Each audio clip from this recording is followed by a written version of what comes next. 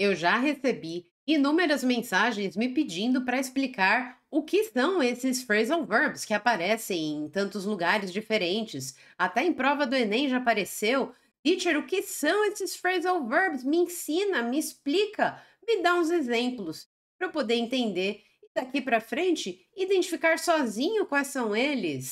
Por favor, teacher, help me. Of course. Hello, hello. Sejam todos muito bem-vindos ao canal English Progress with Teacher Cremasco, onde você encontra conteúdo semanal a respeito do aprendizado de inglês. É muito bom te ver por aqui novamente. E na aula de hoje, você vai descobrir o que são os phrasal verbs. Você vai ver comigo 10 exemplos de alguns que são bastante usados por aí.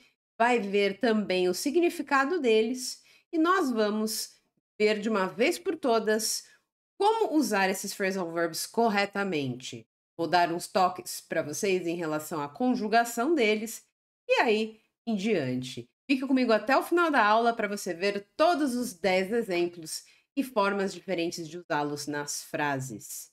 Então, iniciando, para nós pensarmos o que são phrasal verbs. Eles nada mais são do que expressões verbais em língua inglesa formadas por duas ou três palavras, tendo uma combinação de um verbo seguido de uma preposição ou um advérbio. E aí, agora você deve estar pensando, mas por que eu preciso saber esses phrasal verbs, teacher? Que diferença eles vão fazer no meu aprendizado do inglês? E eu te digo, eles têm um sentido único que leva em consideração a unidade como um todo, do verbo mais a partícula, e significa que o significado é único. Muitas vezes não existe em inglês uma outra palavra equivalente àquele significado do phrasal verb com um verbo simples. Então, por isso, eles complementam a língua de uma forma única e especial. Eles não têm como encontrar equivalências exatas, perfeitas. Por isso, nós precisamos memorizá-los como uma unidade e através de exemplos, é claro, porque senão não faria o menor sentido, não é? Alguns exemplos de phrasal verbs bastante comuns que você provavelmente já deve ter visto por aí, com a explicação em um exemplo. Example 1. Fall for. Fall for é um phrasal verb que significa se apaixonar. Veja só que aqui, neste caso, o fall foi conjugado no passado simples, simple past. Leia comigo o exemplo. Clarice fell for her best friend. O passado de fall é fell. Seguindo para o exemplo 2. Find out. Find out significa descobrir.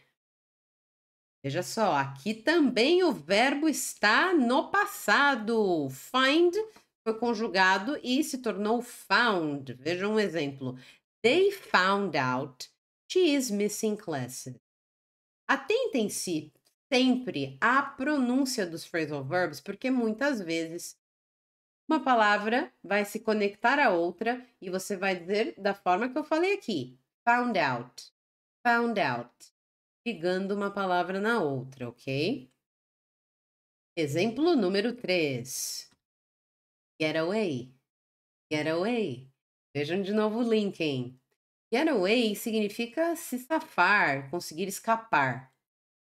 The thief didn't get away from the police.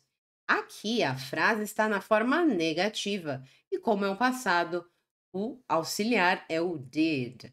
Vejam só que quando conjugamos aí no passado simples, porém a frase é negativa, o verbo volta para o infinitivo. Então ficou The thief didn't get away from the police. Example 4. Give back. Give back significa devolver.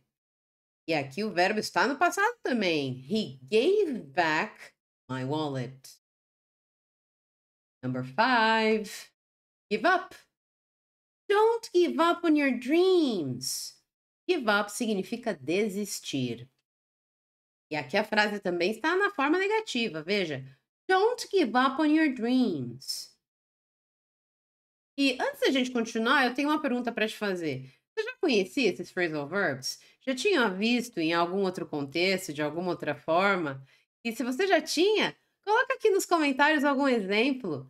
Se você está gostando desse conteúdo, assiste ele até o final. E aí você vai decidir se vale a pena se inscrever no canal, porque toda semana vai ter conteúdo novo aqui para você. Se você já é inscrito no canal, aproveite até o final, porque você sabe como que as coisas funcionam por aqui, não é?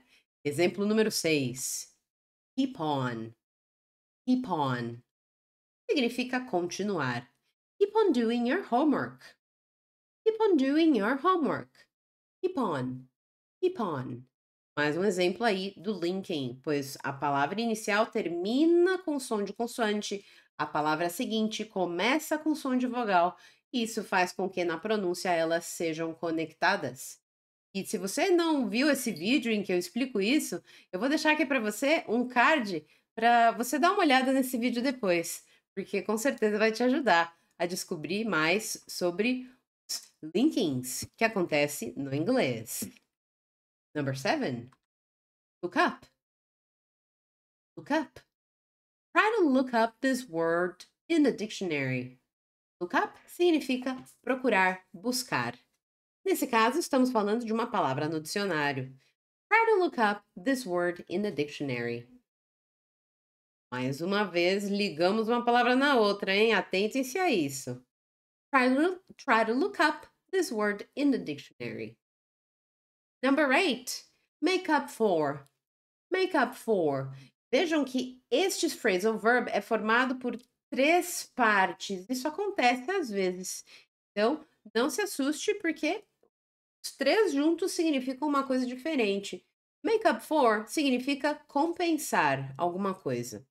I promise I'll make up for you next month. I promise I'll make up for you next month. Number 9. Put off. Put off. Put off significa postergar, deixar para outro momento. Stop putting off your New Year's resolutions. Stop putting off your New Year's resolutions.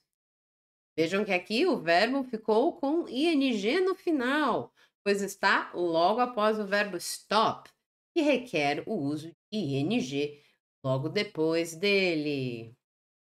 E chegamos ao último, example number 10, take back, retirar. Take back. Take back what you said to my brother. Take back what you said to my brother.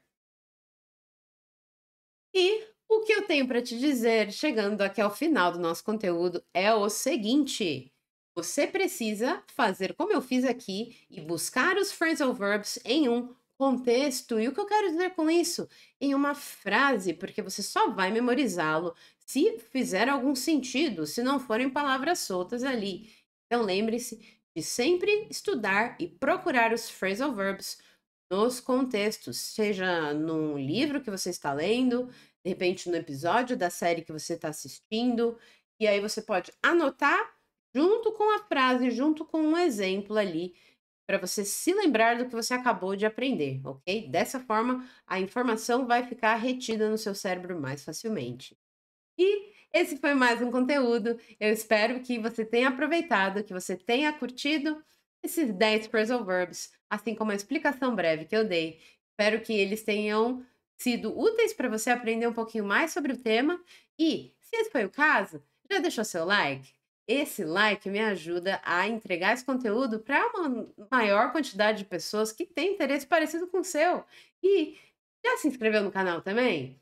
Isso vai me ajudar muito a poder estar pertinho de você sempre, porque aí você vai receber as notificações e vai saber que tem conteúdo novo para você estar atualizado do estudo de inglês. Thank you very much. See you next time. Bye bye.